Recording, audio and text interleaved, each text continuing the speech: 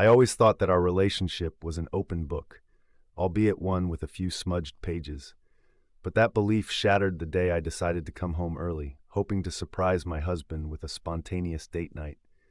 Instead, I walked into an unexpected tableau. My husband hosting a clandestine poker game with my estranged father, a man I'd barely spoken to in years. The air was thick with smoke and deceit, and the sight of them laughing together over a game of cards hit me like a betrayal I never saw coming.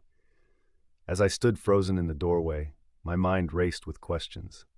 How long had this been going on? Why was my father here, and why was my husband keeping it a secret? The two men who had let me down in different ways were now allies in some covert operation I had no knowledge of.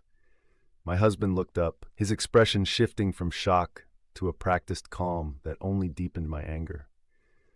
My father offered a sheepish smile, like we were about to discuss the weather instead of the gaping chasm that now lay between us. The confrontation that followed was a whirlwind of accusations and half-baked explanations. My husband's poker game had been a regular thing, he admitted, a way to blow off steam. But why involve my father, the man who walked out on me and my mother when I was just a kid? It was a question he dodged, leaving me to piece together the fragments of their secret camaraderie. My father, on the other hand, claimed he was trying to mend fences, using cards as a bridge back into my life.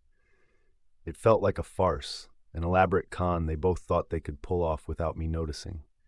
But the real twist came when I realized why it all hurt so much. It wasn't just the betrayal of secrets and lies, it was the realization that I'd been living in a fantasy.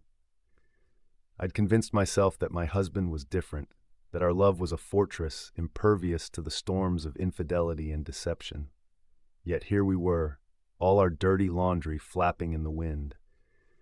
In that moment, I understood that my anger wasn't just about the poker game or the presence of my father, but about the deeper truth I'd been hiding from. My own fear of abandonment and the lengths I'd go to avoid facing it.